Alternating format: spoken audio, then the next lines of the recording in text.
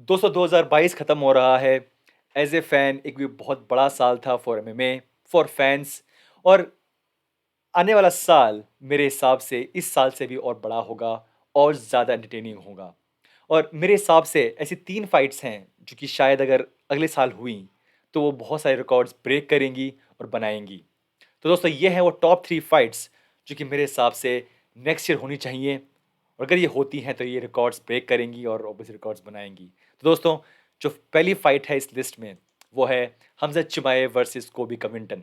Now ये fight के बारे में हमने इस साल रूमर्स तो सुनी थी कि पॉसिबल है कि शायद यूएफसी ये फाइट के लिए ट्राई करे और शायद ट्राई यूएफसी ने किया भी, बट ये फाइट बुक नहीं हो पाई। नाउ इश्यूज क्या हैं? बहुत मुश्किल है साफ साफ कहना, बट ये बात साफ है कि कविंटन शायद नहीं है रेडी इस टाइम पे फिजिकली या मेंटली, आप कुछ भी सोच लीजिए, फाइट करने के लिए। और खासकर फाइट करने के लिए अगेंस्ट हमजा चिमाएव। हमजा हमजा इस टाइम पे एक बहुत ही स्पेशल पोजीशन में है, एक यूनिक पोजीशन में है जहाँ पे उनके पास ऑप्शंस हैं, वो बहुत ज़्यादा हैं। लेकिन जो फाइटर्स हैं जो उनके अगेंस्ट हैं, जो कि फाइट कर सकते हैं, वो नहीं मान रहे। नाउ उन्होंने बताया कि उनके पास शायद लगभग 4 या 5 फाइट उनको ऑफर की गई 4-5 कंट्रीज़ में, बट कोई फाइटर्स उस फाइट के लिए हाँ नहीं कर रहा। लेकिन ये फाइट चिमावेव, कविंटन अगर ये फाइट बुक कर पाती है यूएफसी, आई एम 100% श्योर कि ये सबसे बड़ी फाइट होगी फॉर कोबी एंड फॉर चिमाएव। ये देखते हुए कि जो उनकी फाइट्स थी अगेंस्ट कोबी की फाइट्स थी जो अगेंस्ट थी उस्मान, हाँ, फॉर द बेल्ट यस, एक बड़ा वो मोमेंट था, एक बड़ी वो फाइट्स थी। बट फाइट करना against Hamza चिमाएव from fans angle उनके लिए एक बहुत बड़ा मोमेंट होगा। और फ्रैंकली उन्हें शायद नहीं मौका मिलेगा बेल्ट के लिए फिर से फाइट करने का बहुत जल्द एनीवे। तो क्यों ना सबसे बड़ी फाइट ली जाए, पैसा कमाया जाए, फैंस को वो खुशी दी जाए जो कि हमें मिलती है।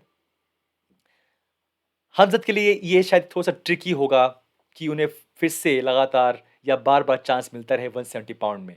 उन्हें वेट मिस किया बहुत बड़े मार्जिन से, बट यूएफसी रेडी है उन्हें एक चांस और देने के लिए। तो अगर अगर मैं अगर यूएफसी का अगर मैच मेकर हूँ, अगर मैं अगर ये स फाइट डिज़ाइन कर रहा हूँ, तो मैं जानता हूँ शायद कि हमज़द के पास शायद ज़्यादा टाइम नहीं बाकी है कि वो फाइट करते रहें 170 डिवीज़न में। उनका साइज़ बहुत ज़्यादा है, उनकी एज बढ़ रही है, still young, still fresh, but शायद 1 या 2 बार और इससे पहले कि उनका ये करना वेट कट बहुत मुश्किल हो जाए। और इसीलिए मैं चाहूँगा कि उनके लिए जो बड़ी फाइट है वो पॉसिबल हो और जल्दी पॉसिबल हो। और क्योंकि वहाँ पे हमारे पास जो टॉप लेवल है, जो कि बेल्ट है, वो अभी फँसी हुई है। Usman is the challenger, Leon is the champ, so I doubt कि वहाँ पे उन्हें चांस मिलेगा। बट ये फाइट मेक सेंस, फैंस के एंगल से, यूएफसी के एंगल से, हर एंगल से ये फाइट मेक सेंस। इशू ये है कि क्या ये फाइट बुक हो पाएगी या नहीं। तो दोस्तों ये थी मेरी पहली फाइट।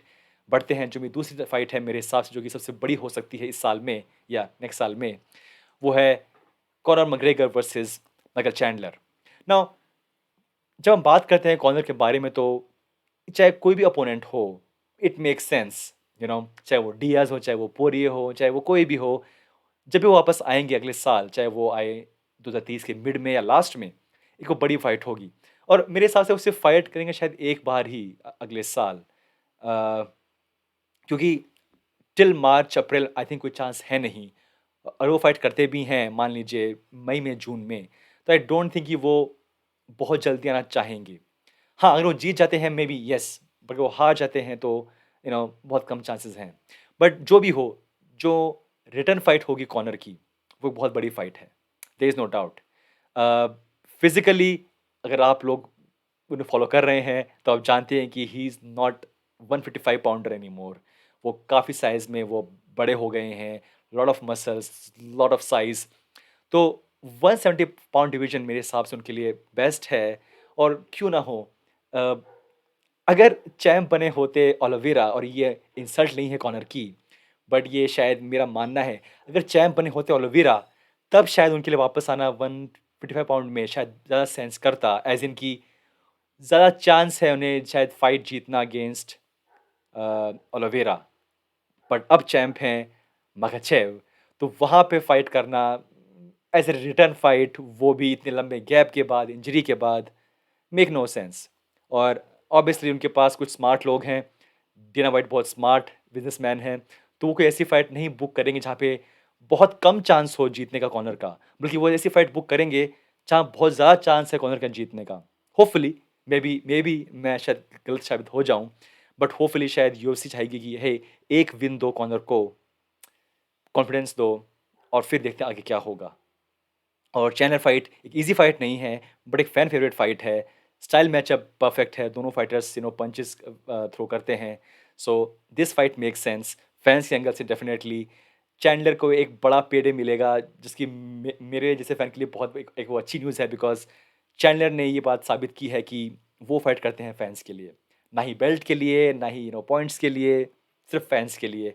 तो एज ए फैन उन्हें मिलना एक बड़ा पेडे, आई विल बी हैप्पी। दोस्तों, ये थी मेरी नंबर 2 फाइट, और ये फाइट बहुत सारे रिकॉर्ड ब्रेक करेगी, देयर इज नो डाउट। जो तीसरी बड़ी फाइट है मेरे हिसाब से, जो कि बहुत सारे रिकॉर्ड ब्रेक कर सकती है, वो है obviously Francis Ngannou versus Jon Jones for the heavyweight title. Now इस फाइट पे भी हमने इस साल काफ़ी देर तक बात की, काफ़ी बार बात की। इशू क्या है, अगेन साफ साफ नहीं कह सकते, बट यस, लास्ट फाइट थी ऑन द कॉन्ट्रैक्ट ऑफ नंगानू, वो हो चुकी है। अब क्या वो फाइट करना चाहते हैं यूएफसी में? उनका उन्हें एक स्पेशल उनको एक कॉन्ट्रैक्ट चाहिए जहाँ पे वो फाइट कर सके बॉक्सिंग वर्ल्ड में, साफ नहीं है। और इसलिए वो जो कन्फ्यूजन है, जो उलझन है, ये फाइट बुक नहीं हो पाई इस साल भी।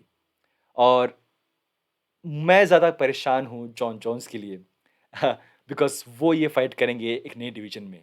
तो उनको देखना पहली बार एक बड़ी डिवीज़न में, एक तरीके से एक गिफ्ट होगा फॉर फैन्स। एक ऐसा फाइटर जो कि शायद सबसे बड़ा एक होता है ना, वो स्टार मार्क लग गया है कि हाँ, GOAT but star, because of failed drug test, because of other issues. यहाँ पे ये फाइट करना उनके लिए बहुत ज़्यादा ज़रूरी है, और जीतना उससे ज़्यादा ज़रूरी है। अ और इसीलिए ये बहुत बड़ी फाइट है। नंगानो इस टाइम पे एक तरीके से एक काइंड ऑफ एक हीरो बन गए हैं, जो खड़े हो गए हैं अगेंस्ट यूएफसी की, ना मुझे मेरा कॉन्ट्रैक्ट चाहिए, मुझे मेरा पैसा चाहिए, मैं फाइट नहीं करूँगा, ले लो मेरी बेल्ट, आई डोंट केयर। और उनका ये फाइट जीतना और भी उनके लिए ज़्यादा ज़रूरी होगा, बिकॉज़ वो जो उन्होंने ड्रामा किया, या एज़ इन जो भी उन्होंने ये रिवोल्ट किया कि मैं फाइट नहीं करूँगा, अगर मुझे ज़्यादा पैसे नहीं मिले, अगर मुझे बॉक्सिंग के लिए आप अलाउ नहीं करोगे, तो मैं फाइट नहीं करूँगा यूएफसी के अंदर। तो एक बहुत अच्छी यहाँ पे कहानी है, एक परफेक्ट। वापस वापस आ रहे हैं इंगानो एक बड़ी सर्जरी के बाद। जॉन जोन्स 2020 के फरवरी में लास्ट फाइट हुई थी against Dominick Reyes, belt vacate कर दी, और अब वापस आ रहे हैं एक नई बेल्ट के लिए। Perfect story, perfect. और जॉन जोन्स चाहे कैसे भी हों, बट वो जब आएंगे हैवीवेट डिवीजन में अगेंस्ट इंगानू, एक वो बहुत बड़ी फाइट होगी।